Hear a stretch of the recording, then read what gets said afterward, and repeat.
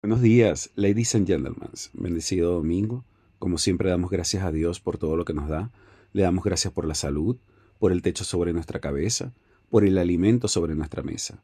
Le damos gracias por la familia, por los amigos, por los estudios, por el empleo, por los proyectos. Le damos gracias por su inmenso amor, por su paciencia, por su misericordia y por ese gran sacrificio que hizo para el perdón de nuestros pecados. También damos la bienvenida al Espíritu Santo, a quien tenemos que tener siempre con nosotros para poder entender la palabra de nuestro Señor. Y continuamos con el estudio del libro de Esdras. A la enseñanza de hoy le vamos a colocar por título: Los líderes deben ser el ejemplo.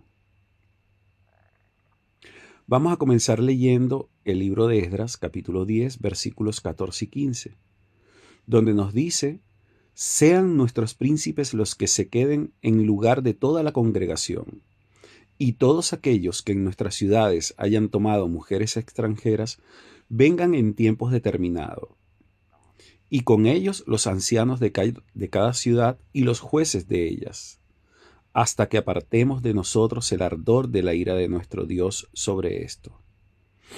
Solamente Jonatán, hijo de Asael, y Jaasías, hijo de Ticba, se opusieron a esto, y los levitas Mesulam y Sabetai les ayudaron. El texto anterior nos reveló un problema sin resolver en tiempo récord. De hecho, se requirió más de 3 meses en hacer toda esta gran reforma concerniente al asunto de las mujeres extranjeras.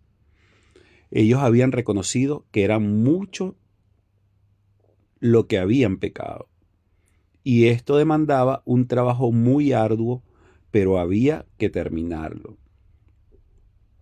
Sean nuestros príncipes los que se queden en el lugar de toda la congregación. He aquí una salida sabia. Los líderes eran los llamados a dar el ejemplo.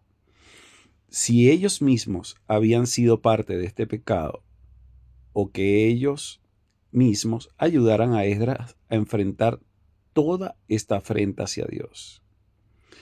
Si la ofensa se iba a eliminar, debiera lograrse de una manera equilibrada. El involucrar a los príncipes ayudaba a Esdras a no tomar solo esta enorme decisión. He aquí la mejor idea para enfrentar el problema. Todos aquellos que en nuestras ciudades hayan tomado mujeres extranjeras, vengan en tiempos determinados. El nombramiento de un comité especial para esta situación los llevó a reprogramar el tiempo cuando los habían tomado las mujeres extranjeras. Los que habían tomado a las mujeres extranjeras debían de venir. Definitivamente, esta manera de abordar el problema tuvo éxito. No solamente, como ya hemos dicho, una abrumadora mayoría del pueblo apoyó la decisión de determinar la práctica de contraer matrimonio con los paganos, sino que esto permitió juzgar cada caso, pues algunas de esas mujeres adoptarían la fe de Israel y no serían expulsadas, pero las que no consintieron en esto, todas deberían ser separadas. El propósito central de esta gran reforma fue apartar de nosotros el ardor de la ira de nuestro Dios sobre esto. Independientemente de la manera como se estaba procediendo con esto, considerando el tiempo y las prioridades, la preocupación de Esdras era la de aplacar la ira de Dios respecto a este grave pecado.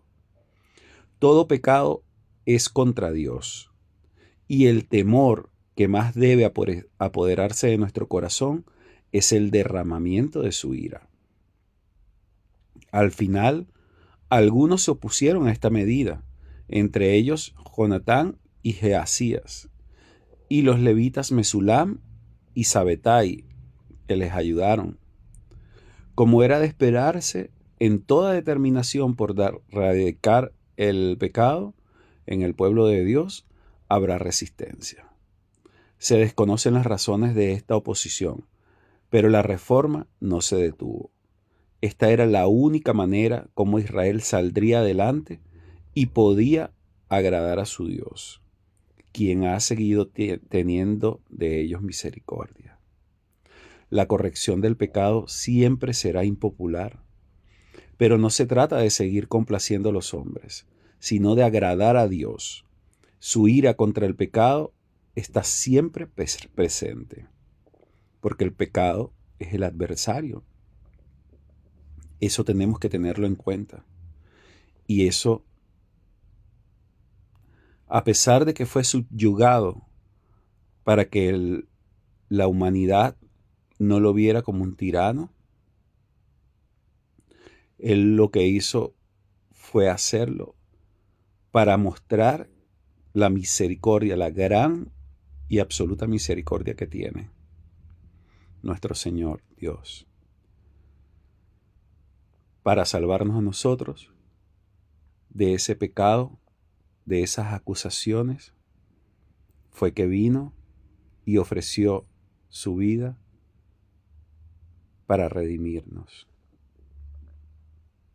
para perdonar todos nuestros pecados, para limpiarnos de él continuamente, para justificarnos delante del adversario, como que si nunca hubiésemos pecado,